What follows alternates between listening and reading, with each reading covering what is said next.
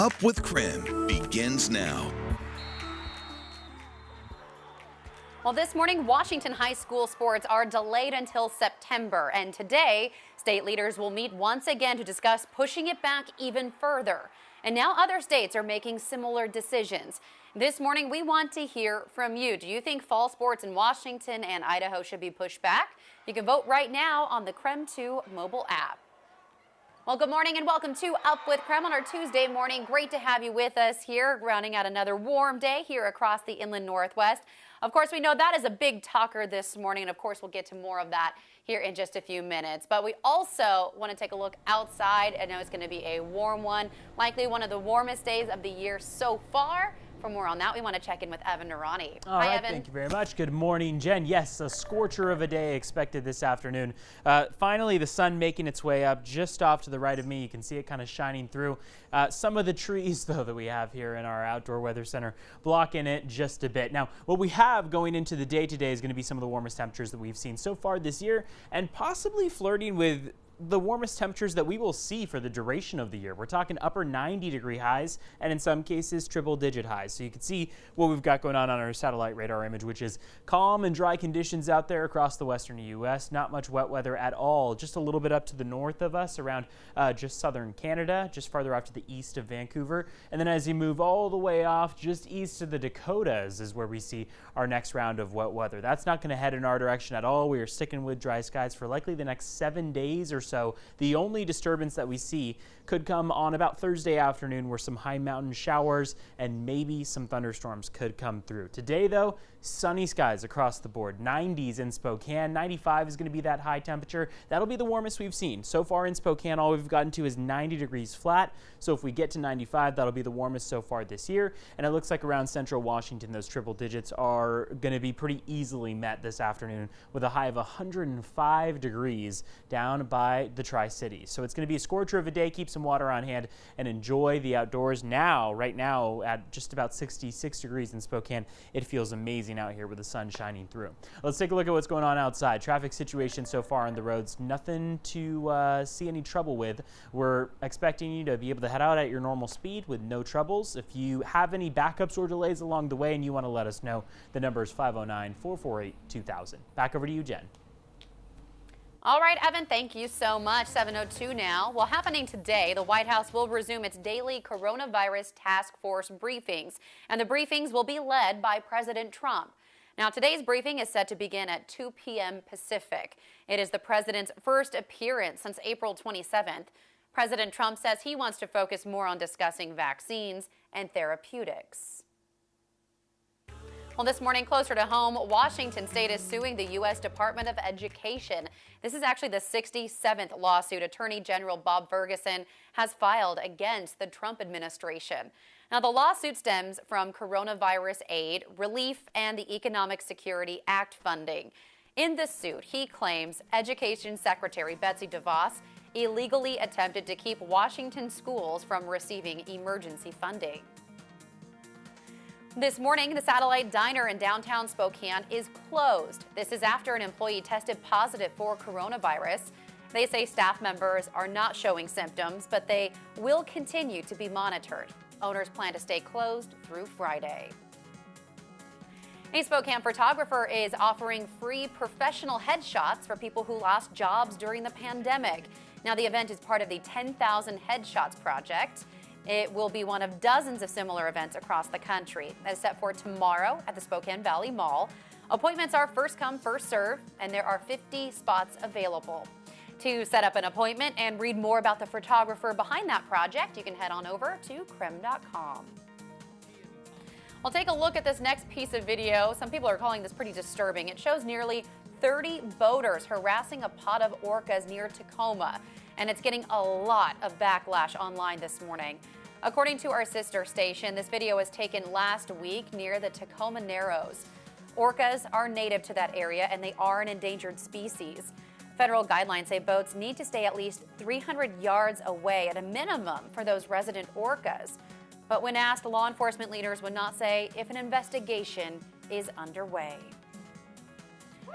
Well, check out this catch of a lifetime here. 3 teens spent 7 hours reeling in a massive tuna off the coast of Portland, Maine. And get this, it was 700 pounds. The fish was actually so big, it dragged their boat 10 miles from where they hooked it. They eventually actually had to call in another boat, a bigger boat, to help pull the fish out of the water. In the end, though, the teens sold that fish to a seafood company for $2,000. And that's your morning rush. More news in less time. You can let us know what's happening in your neighborhood by using the hashtag #UpWithKREM on social media. Dana Marie? Well, thank you so much, Jen. Trending this morning, high school sports are hanging in the balance. At a meeting today, the WIA board members will decide if fall sports in Washington are needed to be pushed back. Right now, fall sports in the state of California are expected to, here in Washington, are expected to start Labor Day weekend. Football practices could start as early as September 5th. Other sports practices starting on the 7th. This morning, we do want you to weigh in. Should fall sports in Washington and Idaho be pushed back?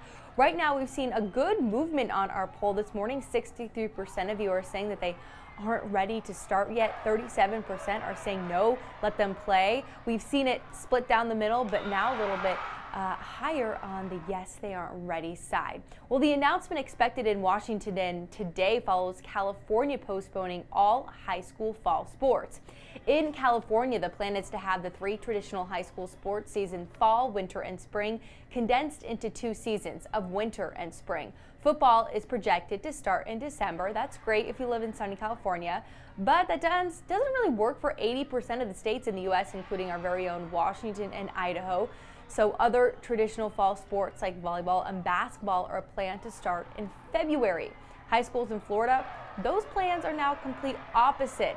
The Florida High School Athletic Association voted this week to kick off their season this week. The board considered pushing back the season to later this summer, but ultimately they decided to keep the current sports calendar.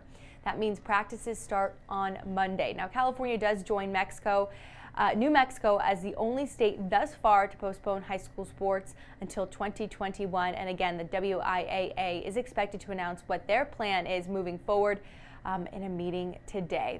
So with that being said, it's a conversation a lot of people are having. We want you to join us this morning. Don't forget to let us know what you think.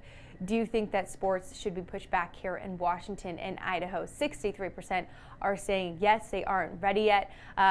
Guys, I mean, I think here on Up with KREM, we just keep the safety of the kids in mind. But Jen, any thoughts on this one? Well, I'm looking at what viewers have to say this morning. There's a couple people who actually texted in this morning with a few of their thoughts. They say, leave the kids alone, let them be kids. If the parents are okay with it, then it's none of anyone else's business. Another person, though, also just texted in saying, are their precious lives worth taking a chance on getting sick with COVID-19? They are the future. So, I mean, there's certainly different ways you could look at this story and different perspectives of reasons why or why not to delay those fall sports. You know, especially for smaller schools, that's what you do. You keep busy. You have multi-sport athletes. And I think with bigger schools, it'll be a little bit harder, you know, to go from sport to sport. So it'll be interesting to see what happens. And I still think they're waiting on guidelines from state leaders, too, about how to really even have kids in school safely. So I think school comes first and then sports. I mean, we did see the NFL and their players even at a higher level kind of not even giving much guidance. So no matter what you're doing, everyone is just trying to learn and keep people safe at this point. So we'll definitely bring you those developing story with the WIAA. All right, Dana Marie, thank you so much. Well, still ahead here on Up with KREM, just talking about safety in schools. This morning, the Meade School Board is reviewing plans to keep students safe come fall. So we'll tell you what parents and students need to expect coming up at 7:30.